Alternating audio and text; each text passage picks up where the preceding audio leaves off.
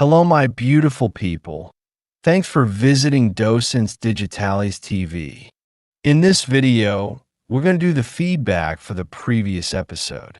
If this is your first time here, I recommend watching the video where we talked about why American football is so different from soccer. Now, let's test what you've learned. Let's begin. Is American football played with a round ball? No. It's played with an oval-shaped ball. In soccer, can players use their hands freely? No. Only goalkeepers can use their hands. Is soccer known for continuous and flowing action? Yes. It's a fast-paced game with few interruptions. Are helmets required in American football? Yes. Players wear helmets and pads for protection.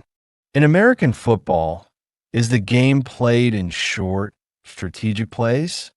Yes, the game is divided into short bursts of action. Is tackling allowed in soccer the same way as in American football? No. American football involves much more physical contact. Is the Super Bowl part of soccer culture? No.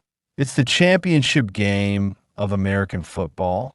Is soccer more focused on power and big hits? No, it's more about technique, agility, and teamwork. Are breaks between plays a key part of American football? Yes, they allow for strategy and planning. Do both sports play a major role in their cultures? Yes, both soccer and American football are deeply loved in their countries. Be sure to watch this video again to reinforce everything you've learned.